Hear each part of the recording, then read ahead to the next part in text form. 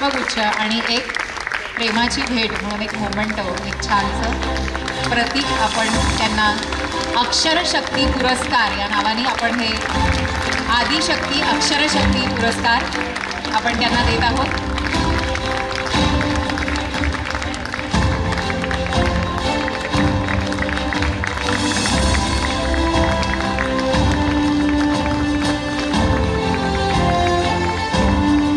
आपण म्हणतो खरं त्याच्याही अगोदरपासून त्याची सुरुवात आहे, पण त्या सगळ्या इतिहासात जायचं काही कारण नाही आहे। संयुक्त राष्ट्रसंघाने ज्या काही घोषणा त्यावेळेला केल्या त्या काही केवळ स्त्रियांचा विचार करण्यासाठी केलेल्या नव्हत्या।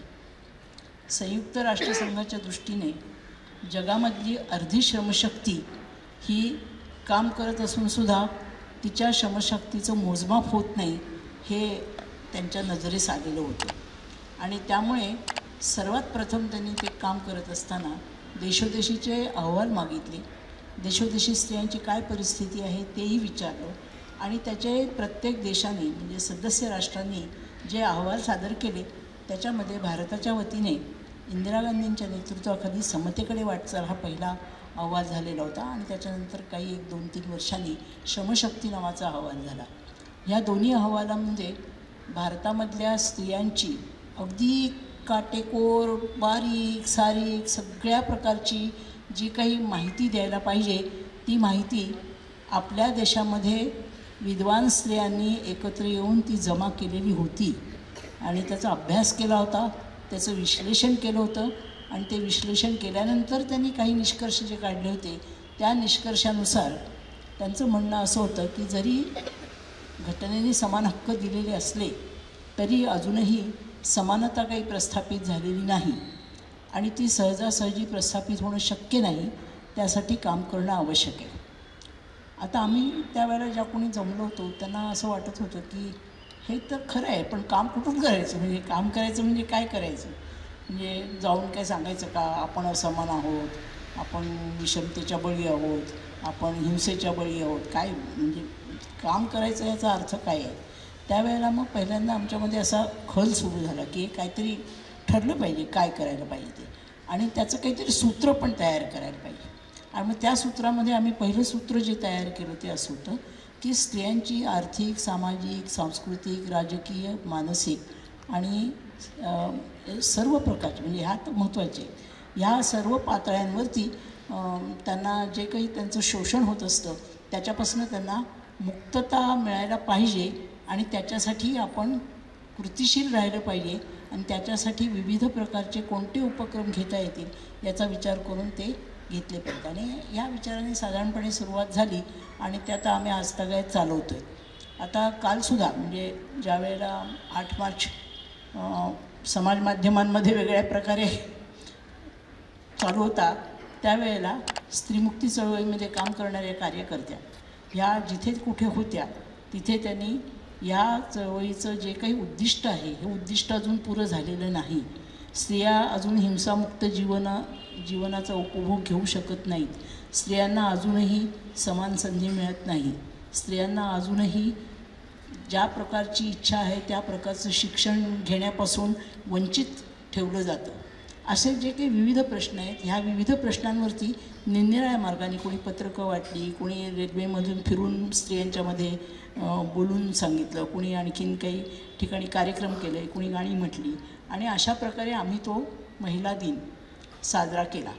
म्हणजे महिला दिन हा केवळ उत्सव करण्यासाठी नाही आहे तर तो उत्सव करत असताना किंवा जे काही चांगलं झालं आहे त्याची आठवण करत असताना जे अजून करायला हवं आहे त्याचीसुद्धा आठवण करायला पाहिजे आणि त्याच्यामध्ये नवीन पिढीने सामील व्हावं आणि ते सामील होण्यासाठी त्यांना प्रवृत्त करायला पाहिजे हे आमचं कायमचं सूत्र राहिलेलं आहे आणि म्हणूनच गेल्या 50 वर्षामध्ये आम्ही काम करत असताना आज नवीन नवीन स्त्रिया ज्यांनी कधी स्त्रीमुक्ती चळवळ हा शब्दही कदाचित ऐकलेला नसेल पण त्या वागताना मात्र स्त्रीमुक्ती चळवळीचं जे काही सगळं वारसा आहे तो वारसा जन्मजात घेऊन आलेले असल्यामुळे त्यांना वाटते आपल्याला हे आपोआप मिळालेलं आहे। तर तसं काही आपोआप काहीच मिळत नाही कोणाला आणि आपल्या खास करून हा संपूर्ण विषमताने वेढलेला जो काही समाज आहे आणि विषमता जिथे समाजाला वेढते तिथे हिंसावृत्तीही वेढते आपण बघतोय आपल्या समाजामध्ये की गरीब आणि श्रीमंत याच्यात पूर्वी नव्हती इतकी खूप मोठी दरी तयार झालेली आहे. म्हणजे ही विषमता वाढते आणि ही वाढती विषमता ही काही समाजाला आरोग्याकडे नेणारी नाही आहे. कोणतीही विषमता ही कोणत्याही समाजाला निरोगी जीवन जगायला शिकवत नाही आणि त्यामुळे विषमतेचा सामना करणं हा हे आमच्या पुढचं खूप मोठं महत्त्वाचं असं आव्हान आहे. आणि ह्या विषमतेचा सामना करत असताना सध्याची जी काही आपल्या देशाची जी काही व्यवस्था आहे, मग त्याच्यात अर्थव्यवस्था आली, राज्यव्यवस्था आली, सरकार आलं, लोकशाही आली, लोकशाहीचे निराळे जे काही संस्था आहेत त्या सगळ्या संस्था आल्या. या सगळ्यामध्ये जो काही एक प्रादुर्भाव झालेला आहे, माझ्याकडेच सगळं आलं पाहिजे, माझ्याच पोळीवरती तूप पडलं पाहिजे, ह्या भावनेचा जो प्रादुर्भाव त्याच्यामध्ये झालेला दिसतोय, त्याच्यामुळे आम्हाला आमचा लढा हा पूर्वीपेक्षा, म्हणजे पूर्वी तर कठीण होताच, पण पूर्वी आम्ही सांगू शकत होतो.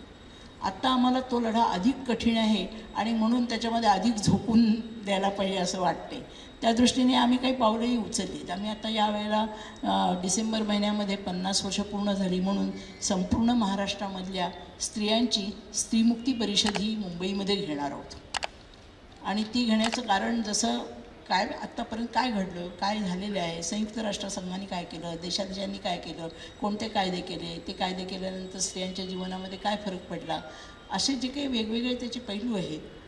मग ते वैयक्तिक प्रश्नांपासून, हिंसेपासून ते जागतिक शांततेपर्यंत असे सगळे प्रश्न आम्ही ज्यावेळेला हे काम करत होतो त्यावेळेलाच असं ठरवलं की पूर्वी आम्ही स्त्रियांचे प्रश्न वेगळे आहेत असं म्हणायचो, पण आता आम्ही असं म्हणणार नाही. स्त्रियांचे प्रश्न हे संपूर्ण समाजाचेच प्रश्न आहेत आणि ते प्रश्न सोडवायला जसं स्त्रियांनी पुढे यायला पाहिजे तसंच त्यांना पुरुषांची सुद्धा याच्यामध्ये चांगल्या प्रकारे साथ मिळायला पाहिजे. आम्ही पुरुषांना शत्रू मानत नसून आम्ही त्यांना आमचे सहकारी मानतो, पण सहकार्याच्यासाठी सुद्धा कधीकधी संघर्ष करावा लागतो याची आम्हाला जाणीव आहे.